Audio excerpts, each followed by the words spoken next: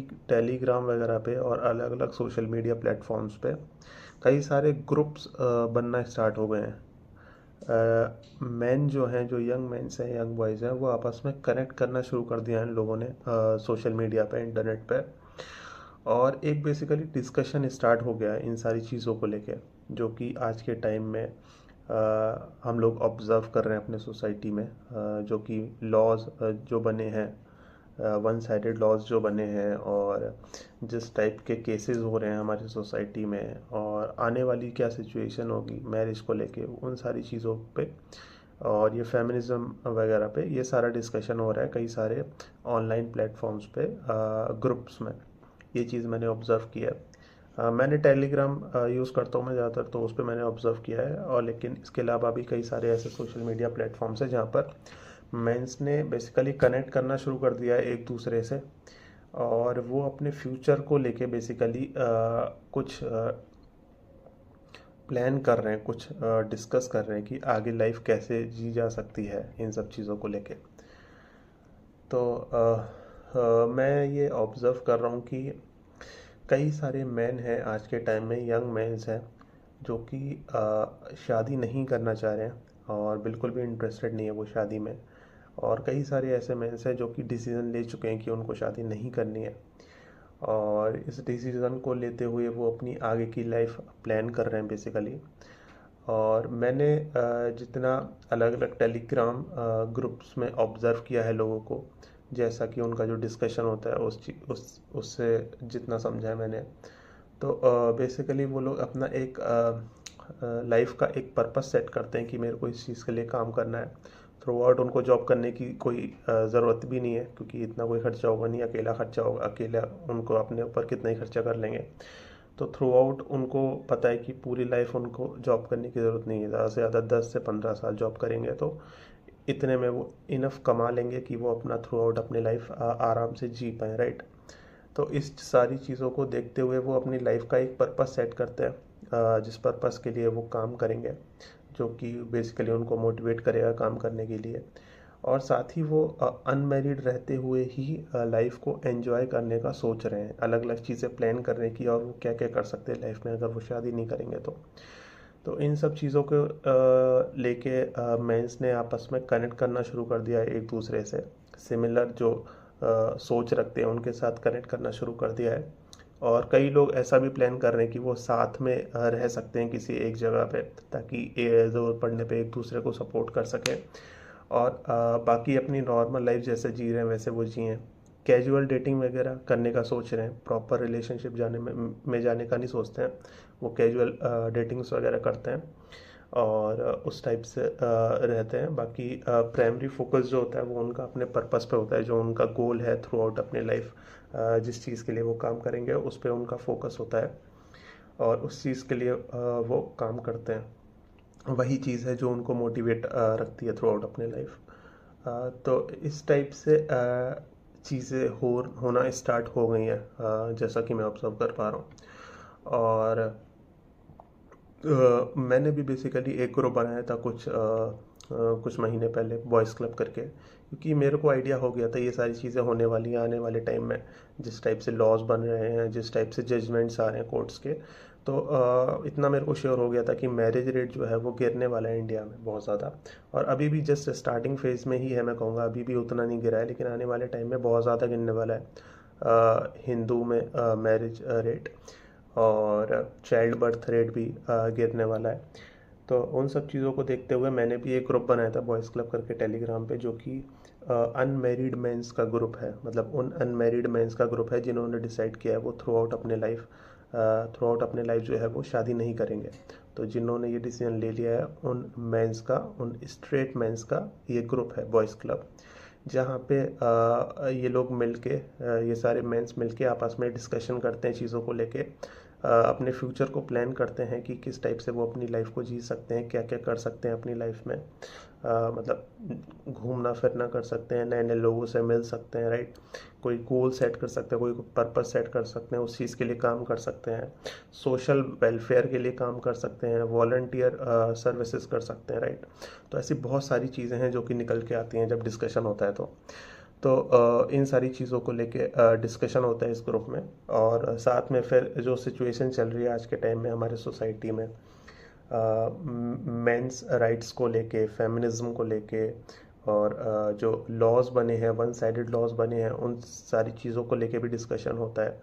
और कैसे इस चीज़ से बचा जा सकता है, उन सारी चीज़ों का डिस्कशन होता है बेसिकली एक।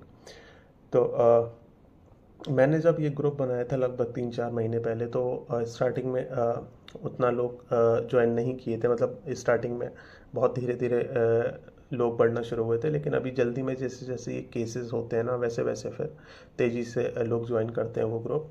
और काफ़ी हेल्दी डिस्कशन होता है उस ग्रुप में।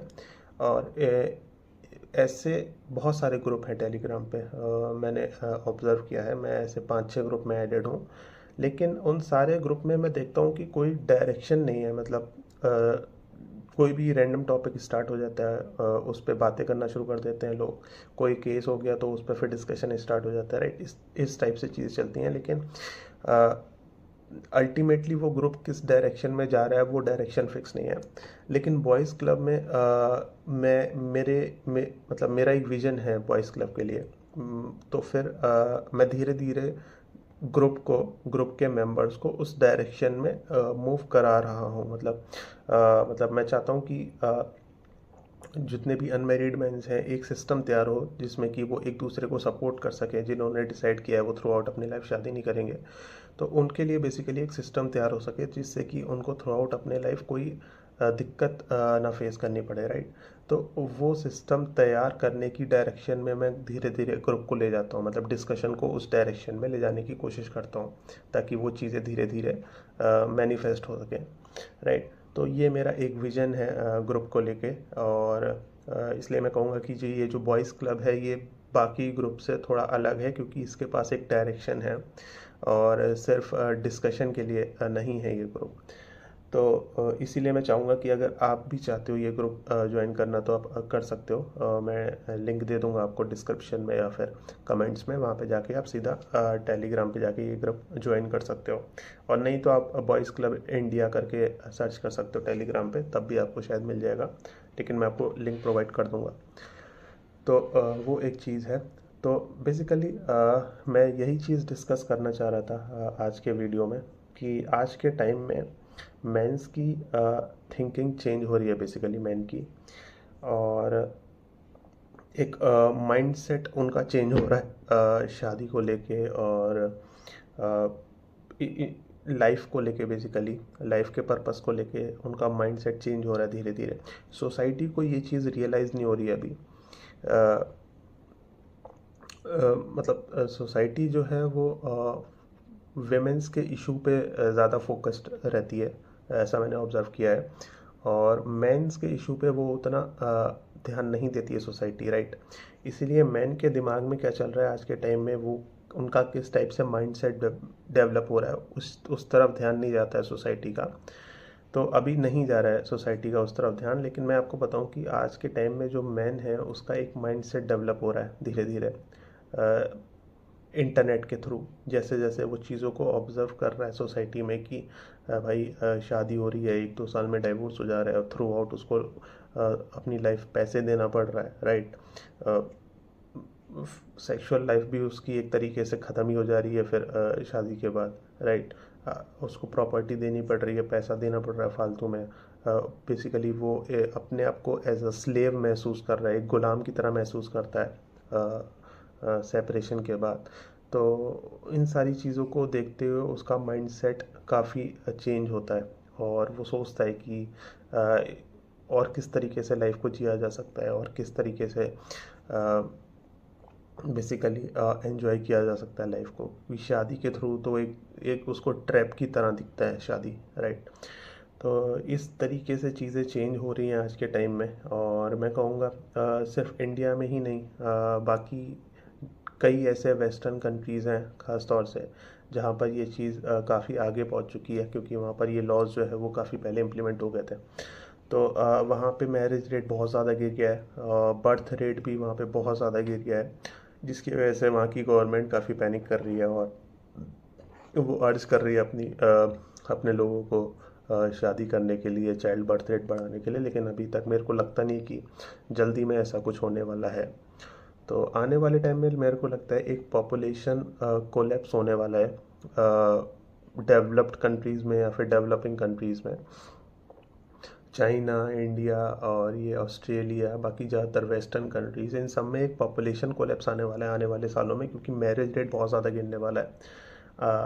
क्योंकि ये सारी चीज़ें जो है ना वो मैन का माइंडसेट चेंज कर देती है, राइट। उसका माइंडसेट चेंज कर देती है towards women, towards society, towards government, हर चीज़ की तरफ के लिए उसका माइंडसेट चेंज कर देती है।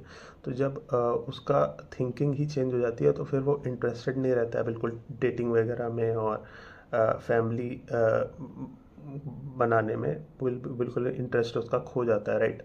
तो जिसकी वजह से मेरे को लगता है कि मैरिज रेट इंडिया में आने वाले टाइम में बहुत ज़्यादा गिरने वाला है, जिसकी वजह से चाइल्ड बर्थ रेट भी बहुत ज़्यादा गिरने वाला है। और गवर्नमेंट को ये चीज़ समझ में नहीं आएगी कि ऐसा क्यों हो रहा है। क्यों समझ में नहीं आएगा? क्योंकि उसका ध्यान जो है वो मैन के इशू की तरफ है ही नहीं।